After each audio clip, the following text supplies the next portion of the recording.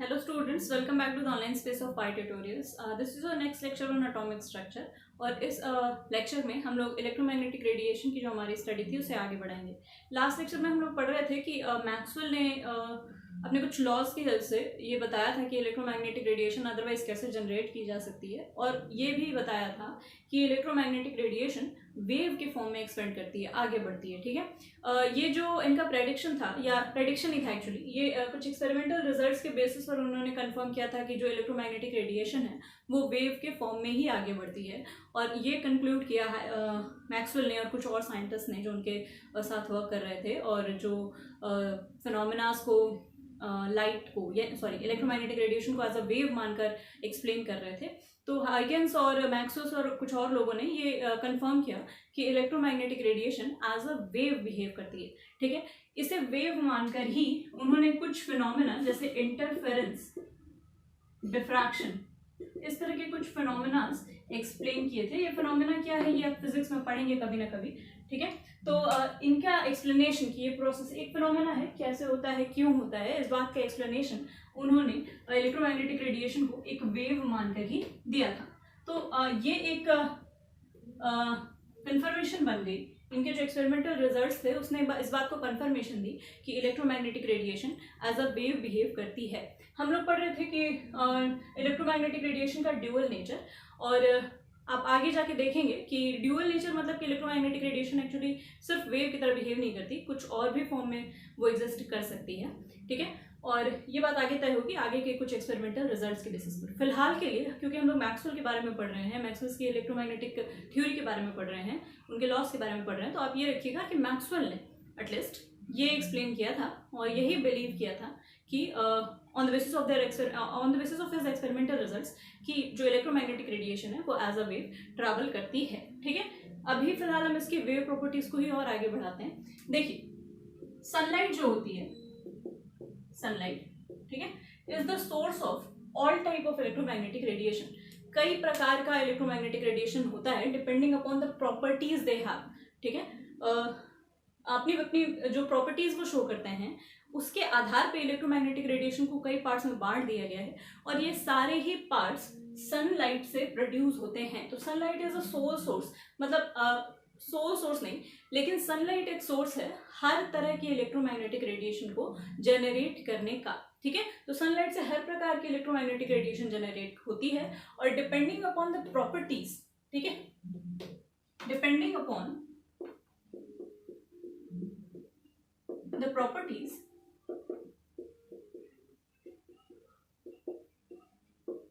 Electromagnetic radiation को EM radiation भी कहा जाता है। Electromagnetic radiation is of following type,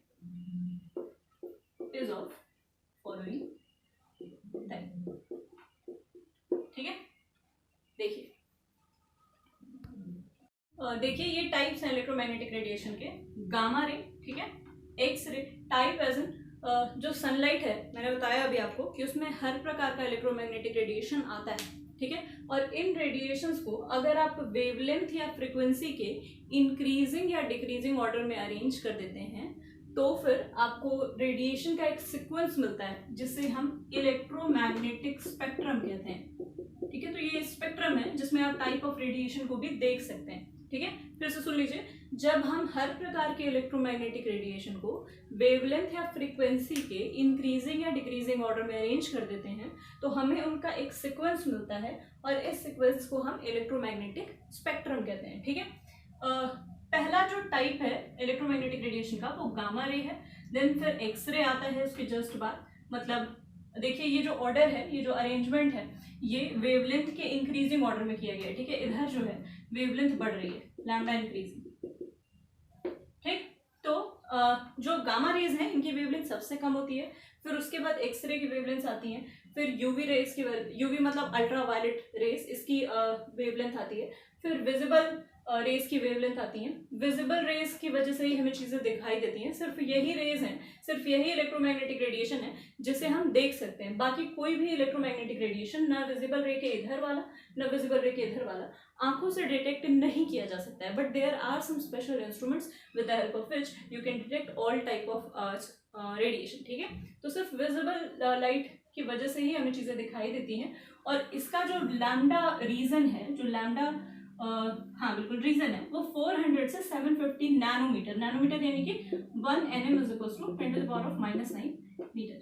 तो 400 से 750 नैनोमीटर के बीच में विजिबल रेडिएशन का सारा विजिबल रेज का सारा रेडिएशन आता है। ठीक है, विजिबल रेज के जस्ट बाद IR रेडिएशन होता है, which is known as infrared radiation, then microwave radiation, radio wave radiation and long radio wave radiation. ठीक है, तो ये इलेक्ट्रोमैग्नेटिक रेडिएशन के टाइप हैं, जिसमें हम लोग लैम्डा की इंक्रीजिंग ऑर्डर में, इधर लैम्डा बढ़ रहा है, हमने सारे रेडिएशन को अरेंज कर दिया है। ठीक है, क्योंकि आपने एक पर्टिकुलर ऑर्डर में अरेंज किया हुआ है इलेक्ट्रोमैग्नेटिक रेडिएशन को, that is why you can call it a electromagnetic spectrum. अब एक चीज और ध्यान दीजिएगा, अगर लैम्डा उधर बढ़ रहा है तो हमने पढ़ा है कि lambda is equal to C by nu, या फिर nu is equal to C by lambda. ठीक है, तो मतलब कि लैम्डा और जो न्यू है यानी कि फ्रीक्वेंसी वो एक दूसरे के इनवर्सली प्रोपोर्शनल है, मतलब जिधर लैम्डा बढ़ेगा उधर फ्रीक्वेंसी घटेगी। तो हम कह सकते हैं कि इधर जो है वो फ्रीक्वेंसी इंक्रीज करती है, अगर लैम्डा उधर बढ़ रहा है तो फ्रीक्वेंसी इधर बढ़ेगी। तो ये दिमाग में रखिएगा कि जो गामा रेज हैं उनकी फ्रीक्वेंसी सबसे ज़्यादा होती है और जो लॉन्ग रेडियो वेव्स हैं उनकी फ्रीक्वेंसी सबसे कम होती है। या फिर आप कह सकते हैं कि गामा रेज का जो वेवलेंथ है वो सबसे कम होता है और जो लॉन्ग रेडियो वेव है उनका जो वेवलेंथ है वो सबसे ज़्यादा अधिक होता है। ठीक है, तो ये चीज़। और एक चीज़ और जान लीजिए, एक साइंटिस्ट थे प्लैंक, जिन्होंने एक जिन्होंने एक मैथमेटिकल फॉर्मूला डिड्यूस किया था, according to which E was equal to h nu. मतलब कि जो एनर्जी है लाइट, किसी पर्टिकुलर लाइट रेडिएशन के अंदर जो एनर्जी है, ठीक है, is equal to h nu, जहाँ पर h प्लैंक का एक कांस्टेंट है, इसकी वैल्यू h की value h is a Planck constant, और इस कांस्टेंट की value 6.62 I guess into 10 to the power -34 होती है। ठीक है, और जो न्यू है वो फ्रीक्वेंसी है, जो पर्टिकुलर रेडिएशन हम कंसीडर कर रहे हैं उस पर्टिकुलर रेडिएशन का फ्रीक्वेंसी है। ठीक है, न्यू। ठीक, तो आपको समझ में आ रहा है कि एनर्जी किसी भी रेडिएशन का उसकी फ्रीक्वेंसी के डायरेक्टली प्रोपोर्शनल है। तो हम ये कह सकते हैं कि जैसे जैसे हम गामा रेज से लॉन्ग रेडियो वेव की ओर बढ़ेंगे एनर्जी कंटिन्यूसली डिक्रीज करेगी, और जैसे जैसे हम लॉन्ग रेडियो वेव से गामा रे की ओर बढ़ेंगे एनर्जी कंटिन्यूसली इंक्रीज करेगी। मतलब गामा रे की एनर्जी सबसे ज्यादा और लॉन्ग रेडियो वेव की एनर्जी सबसे ज्यादा कम। ठीक है, तो ये आपका इलेक्ट्रोमैग्नेटिक स्पेक्ट्रम है और इसकी कुछ खास बातें। ठीक है, अगर विजिबल रेडिएशन को आप इसमें से अलग कर लें, विजिबल रेडिएशन को अगर आप इससे अलग कर लें और उन्हें भी इंक्रीजिंग ऑर्डर में सजा दें या डिक्रीजिंग ऑर्डर में सजा दें लैम्डा या फिर न्यू के, मतलब फ्रीक्वेंसी या फिर वेवलेंथ के, तो हमें विजिबल रे स्पेक्ट्रम मिलता है, विजिबल रेडिएशन का स्पेक्ट्रम मिलता है, जिसे जो इस ऑर्डर में होता है कुछ, हाँ, विबग्योर, ये आपने शायद काफी पढ़ा होगा, जहाँ V फॉर वायलेट, E फॉर इंडिगो, B फॉर blue, G for green, Y for yellow, O for orange and R for red। ठीक है, लैम्डा इधर इंक्रीज कर रहा है, मतलब रेड जो है इसका वेवलेंथ सबसे ज्यादा होती है, हेंस एनर्जी सबसे कम होती है।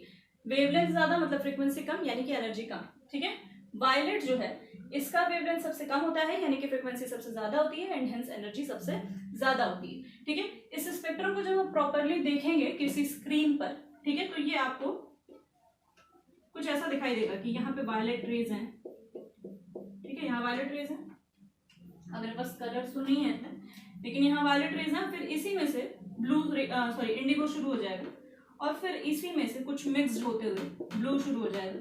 ठीक है, और फिर इसी में से कुछ मिक्स होते हुए ग्रीन शुरू हो जाएगा। मतलब क्लियर बाउंड्रीज नहीं होती हैं इन कलर्स की, ऐसा नहीं है कि वायलेट एक पॉइंट पे खत्म होगा और एग्जैक्टली उसके बाद ब्लू शुरू होगा, बीच में आपको मिक्सिंग भी दिखाई देगी। और इस तरह का जो स्पेक्ट्रम होता है इसे हम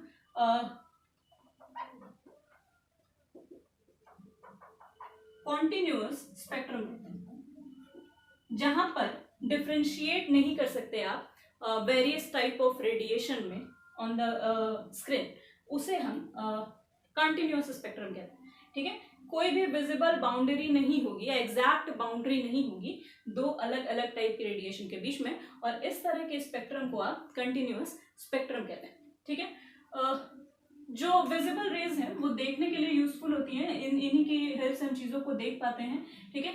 IR रेडिएशन हीटिंग इफेक्ट लेके आता है सनलाइट में। सनलाइट का जो हीटिंग इफेक्ट है उसे वो IR रेडिएशन, इंफ्रारेड रेडिएशन की वजह से ही आता है। और अल्ट्रावायलेट रेज काफ़ी ज़्यादा एनर्जेटिक होती हैं। ओजोन लेयर इन्हें ही अर्थ पे आने से रोकती है, क्योंकि अगर इनकी एनर्जी ज़्यादा होने की वजह से, देखिए विजिबल लाइट से जैसे आप इधर आएंगे एनर्जी बढ़ती जाएगी क्योंकि फ्रिक्वेंसी वैल्यू बढ़ रही है। अब और ये जो लाइट है अगर ये हमारे स्किन पे डायरेक्ट पड़ती है तो इनकी एनर्जी इतनी ज़्यादा होती है कि ये सेल को मारने लगती है।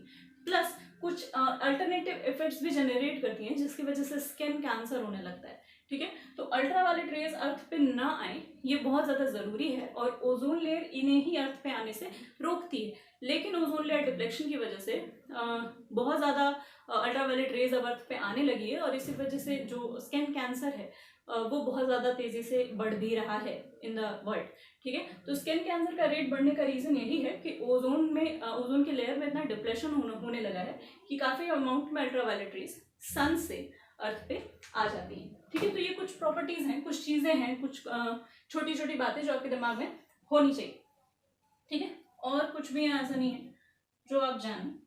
तो this is all about the type of electromagnetic radiation, ठीक है। फिर से एक बार जान लीजिए, डिपेंडिंग अपॉन द प्रॉपर्टीज, इनकी प्रॉपर्टीज के बेसिस पर इलेक्ट्रोमैग्नेटिक रेडिएशन को इतने टाइप में डिवाइड किया गया है। जब हम सारे टाइप को लैम्डा या फिर फ्रिक्वेंसी के इंक्रीजिंग या फिर डिक्रीजिंग ऑर्डर में अरेंज करते हैं तो हमें एक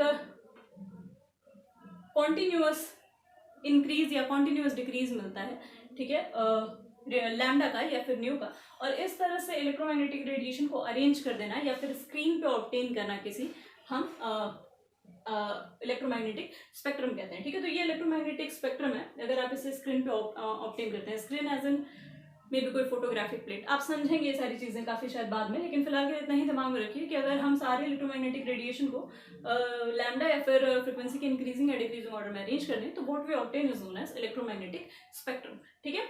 इलेक्ट्रोमैग्नेटिक स्पेक्ट्रम की अगर बात की जाए तो ये इतने टाइप के कुछ रेडिएशंस होते हैं जहाँ गामा रेडिएशन की एनर्जी सबसे ज़्यादा होती है और लॉन्ग रेडियो वेव की एनर्जी सबसे कम होती है। हेंस इसकी जो वेवलेंथ है वो सबसे कम होती है और उनकी वेवलेंथ सबसे ज़्यादा अधिक होती है। विजिबल रेडिएशन पूरे इलेक्ट्रोमैग्नेटिक रेडिएशन का सबसे छोटा पार्ट है, बहुत ही कम पार्ट में, सिर्फ 400 से 750 नैनोमीटर वेवलेंथ के रीजन में ही सारा विजिबल स्पेक्ट्रम आ जाता है। और उसे अगर आप एक्सपेंड करते हैं तो हमें विजिबल स्पेक्ट्रम मिलता है, विजिबल रे स्पेक्ट्रम मिलता है, जो कि कुछ इस ऑर्डर को फॉलो करता है, विबग्योर को फॉलो करता है, ठीक है। ये स्पेक्ट्रम कंटिन्यूअस स्पेक्ट्रम होता है।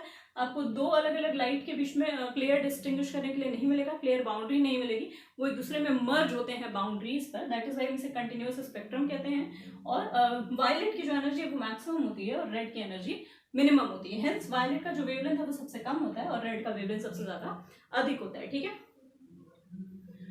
विजिबल लाइट का आप हम जानते हैं आयर हीटिंग इफेक्ट कॉज करता है, अल्ट्रावायलेट रे एनर्जेटिक होता है, और ये सारी रेस का भी अपना अपना काम है जो आप विद टाइम समझेंगे। तो इनकी अपनी प्रॉपर्टीज हैं, उस प्रॉपर्टी के आधार पर ही हमने ये various type of electromagnetic radiation divide किया हुआ है, ठीक है। तो this was all about the type of electromagnetic radiation. अब हम लोग इसकी कुछ प्रॉपर्टीज पढ़ लेते हैं। अच्छा, एक चीज और, sunlight is the source of all kind of electromagnetic radiation, इसलिए हम लोग सनलाइट को अल्टरनेटिवली इलेक्ट्रोमैग्नेटिक रेडिएशन भी कह देते हैं, ठीक है। एक टर्म आता है white light. White light is different from sunlight. Sunlight में हर तरह का इलेक्ट्रोमैग्नेटिक रेडिएशन प्रेजेंट होता है, मतलब विजिबल के अलावा भी बाकी सारे प्रेजेंट होंगे, लेकिन व्हाइट लाइट सिर्फ विजिबल रीजन के रेडिएशंस को कहते हैं। जब सारे विजिबल रीजन के रेडिएशन को आप आपस में मिक्स कर देंगे तो आपको व्हाइट लाइट ऑब्जर्व होती है, कोई पर्टिकुलर कलर दिखाई नहीं देता। इस वजह से सिर्फ विजिबल रीजन के सारे रेडिएशंस को अगर वो एक साथ पढ़ते हैं तो फिर हम उसे व्हाइट लाइट कहते हैं। सनलाइट और व्हाइट लाइट में यही डिफरेंस है कि व्हाइट लाइट में सिर्फ विजिबल रीजन की सारी लाइट्स आती हैं और सनलाइट में हर प्रकार का इलेक्ट्रोमैग्नेटिक रेडिएशन प्रेजेंट होता है, ठीक है। तो the next topic is properties of light और इलेक्ट्रोमैग्नेटिक रेडिएशन। देखिए, ये प्रॉपर्टीज हैं कुछ इलेक्ट्रोमैग्नेटिक रेडिएशंस की, जिसमें से सबसे फर्स्ट है that according to Maxwell and Huygens etcetera electromagnetic radiations travel in the form of wave, ठीक है। ये ध्यान रखिएगा, हाइगन्स और कुछ साइंटिस्ट मैक्सवेल ये मानते थे कि इलेक्ट्रोमैग्नेटिक रेडिएशन वेव के फॉर्म में चलता है, और ऐसा नहीं कि वो ऐसे ही मानते थे, कुछ फिनोमेना थे, कुछ एक्सपेरिमेंटल रिजल्ट्स थे जो सिर्फ इलेक्ट्रोमैग्नेटिक रेडिएशन को वेव मानकर ही एक्सप्लेन किया जा सकता था। दैट इज वाई इन्होंने ये बिलीव किया कि हाँ electromagnetic radiation as a wave travel करते हैं, ठीक है। The second property of electromagnetic radiation is that all type of electromagnetic radiation, चाहे वो किसी भी तरह का इलेक्ट्रोमैग्नेटिक रेडिएशन हो, गामा रेज से लेकर लॉन्ग रेडियो वेव तक किसी भी तरह का इलेक्ट्रोमैग्नेटिक रेडिएशन हो, वो सभी वैक्यूम में, ठीक है, इन द वैक्यूम में सेम स्पीड से चलते हैं and that speed is 3 × 10⁸ metre per second which is the speed of light you say, ठीक है, क्योंकि हमें पता है कि इलेक्ट्रोमैग्नेटिक रेडिएशन ही होती है लाइट में, तो दैट इज ऑब्वियस दैट कि इनकी जो स्पीड है वो लाइट की स्पीड ही है, या लाइट की स्पीड और इलेक्ट्रोमैग्नेटिक रेडिएशन की स्पीड एक ही बात है, ठीक है। तो the all type of electromagnetic radiations move with the same speed in vacuum. Vacuum में अगर आप कोई और मीडियम लेते हैं, मे बी वाटर या फिर ऑयल या फिर एयर, तो उनकी स्पीड अलग अलग हो सकती है, लेकिन वैक्यूम में सबकी स्पीड सेम होती है and that is 3 × 10⁸ metre per second, ठीक है।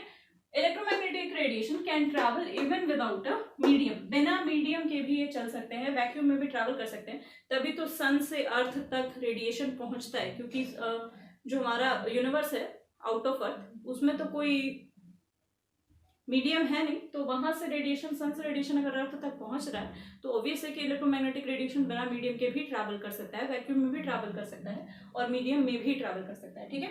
इलेक्ट्रोमैग्नेटिक रेडिएशन हैव 2 कंपोनेंट्स, ये आपने पढ़ लिया है ऑलरेडी, 2 तरह के इसमें कंपोनेंट होते हैं, एक इलेक्ट्रिक फील्ड वाला कंपोनेंट, एक मैग्नेटिक फील्ड वाला कंपोनेंट। इनकी जो लैम्डा और फ्रिक्वेंसी वैल्यू होती है ये सेम होती है। किसी पर्टिकुलर इलेक्ट्रोमैग्नेटिक रेडिएशन की बात करें तो उसमें 2 तरह के कंपोनेंट्स होंगे, one will be electric component and other will be magnetic component, और इनके लिए जो फ्रीक्वेंसी और लैम्डा की वैल्यू होगी वो सेम होगी। और ये जो कंपोनेंट्स हैं, मतलब electric component of radiation, magnetic component of radiation are perpendicular to each other and to the direction of wave motion, ठीक है। ये तीनों चीजें, मतलब वेव की जो डायरेक्शन है प्लस जो इलेक्ट्रिक और मैग्नेटिक कंपोनेंट है इलेक्ट्रोमैग्नेटिक रेडिएशन का, ये तीनों चीजें एक दूसरे के परपेंडिकुलर होती हैं और इसे आप कुछ इस तरह से रिप्रेजेंट कर सकते हैं। जैसे मान लीजिए ये एक एक्सिस है x, this is y and this is z, और ऐसे वेव ट्रैवल कर रही है इस डायरेक्शन में, वेव मोशन अगर इस डायरेक्शन में है, इस डायरेक्शन में वेव आगे बढ़ रही है, ठीक है। तो सपोज अगर ये डायरेक्शन है इलेक्ट्रिक कंपोनेंट का, तो ये परपेंडिकुलर, ये ऐसे ट्रैवल कर रहा है और ये इसकी जो डायरेक्शन है इसके परपेंडिकुलर है। इलेक्ट्रिक कंपोनेंट की डायरेक्शन, मैग्नेटिक कंपोनेंट की डायरेक्शन इसके परपेंडिकुलर है। मान लीजिए ये इलेक्ट्रिक कंपोनेंट है सपोज, तो इसकी जो डायरेक्शन है इलेक्ट्रिक कंपोनेंट की ऊपर नीचे, मतलब परपेंडिकुलरली ट्रैवल कर रहा है वेव मोशन की डायरेक्शन से। और जो मैग्नेटिक कंपोनेंट है वो इन दोनों के परपेंडिकुलर होगा, वो कुछ इस तरह से ट्रैवल करेगा, ये ऐसा कुछ, ठीक है। ये ध्यान रखिएगा, मतलब कि z एक्सिस में, z और x प्लेन में ये ट्रैवल करेगा। अगर आप 3 प्लेन कंसीडर करें, 3 डायमेंशनल, थोड़ा सा इमेजिनेशन करें, अगर वेव इस डायरेक्शन में चल रही है तो इस तरह से कुछ, मतलब इस प्लेन में कुछ चल रहा है इलेक्ट्रिक कंपोनेंट, और इस प्लेन में ऐसे मैग्नेटिक कंपोनेंट ट्रैवल कर रहा है। मतलब ये तीनों कंपोनेंट्स, दोनों कंपोनेंट्स और वेव की जो मोशन है वो एक दूसरे के परपेंडिकुलर होते हैं, तीनों ही एक दूसरे के परपेंडिकुलर होते हैं। तो these were some properties of electromagnetic radiation, ठीक है। ये कॉन्सेप्ट ये कहता है, अभी तक आपने जो चीजें पढ़ी उसमें हम इलेक्ट्रोमैग्नेटिक रेडिएशन को एज अ वेव ट्रीट कर रहे थे, ये बिलीव कर रहे थे कि इलेक्ट्रोमैग्नेटिक रेडिएशन एक वेव की तरह काम करता है according to Maxwell and Huygens. Electromagnetic radiation क्या होता है, उसके टाइप क्या है, स्पेक्ट्रम क्या है और उसकी प्रॉपर्टीज क्या है, इस बारे में हम लोगों ने देख लिया, ठीक है। वेव नेचर को सपोर्ट करने वाले कुछ फिनोमेना डिफ्रैक्शन और इंटरफेरेंस हैं, जिसके बारे में आपको यहाँ नहीं पढ़ना है, लेकिन आप फिजिक्स में कभी ना कभी उसे पढ़ेंगे, मे बी 12th में, ठीक है, लेकिन आप पढ़ेंगे, ठीक है। तो वो कुछ फिनोमेना थे जिन्हें इलेक्ट्रोमैग्नेटिक रेडिएशन को वेव मानकर ही एक्सप्लेन किया जा सकता था। दैट इज वाई इन साइंटिस्ट ने कहा कि electromagnetic radiation travels in the form of wave. इसके बाद आप देखेंगे कि आगे कुछ और फिनोमेना थे जो कि डिस्कवर हुए, लेकिन वो फिनोमेना इलेक्ट्रोमैग्नेटिक रेडिएशन को वेव मानकर एक्सप्लेन नहीं किए जा सकते थे, ठीक है। और फिर आप देखेंगे कि प्लैंक और आइंस्टीन जैसे साइंटिस्ट ने ये क्लियर किया कि इलेक्ट्रोमैग्नेटिक रेडिएशन को अगर हम पार्टिकल मानते हैं तभी उन फिनोमेना को हम एक्सप्लेन कर सकते हैं। तो इसके बाद आप कुछ ऐसे फिनोमेनास पढ़ेंगे जिन्हें इलेक्ट्रोमैग्नेटिक रेडिएशन को एज अ वेव ट्रीट करके एक्सप्लेन नहीं किया जा सकता था, और उसके बाद हम लोग देखेंगे कि उनका एक्सप्लेनेशन, उन फिनोमेना का एक्सप्लेनेशन क्या है, कैसे लोगों ने इलेक्ट्रोमैग्नेटिक रेडिएशन को पार्टिकल्स माना, मतलब उसमें ये माना उन लोगों ने कि इसमें एक्चुअली वेव नहीं ट्रैवल कर रही, ये मासलेस नहीं है, सॉरी ये पार्टिकल लेस नहीं है ये रेडिएशन, बल्कि इसमें कुछ टाइप ऑफ पार्टिकल्स होते हैं जो मूव कर रहे होते हैं फॉरवर्डली, ठीक है। और पार्टिकल्स मानकर ही इलेक्ट्रोमैग्नेटिक रेडिएशन को पार्टिकल्स मानकर ही वो फिनोमेना एक्सप्लेन किए गए। उसमें से सबसे पहला फिनोमेना हम लोग फोटो इलेक्ट्रिक इफेक्ट पढ़ेंगे, which will be the next topic in the next lecture. आज के लिए इतना ही। अगर कहीं भी आपको कोई दिक्कत हो रही है तो you can ask me in the comment section और ऑन टेलीग्राम। Thank you.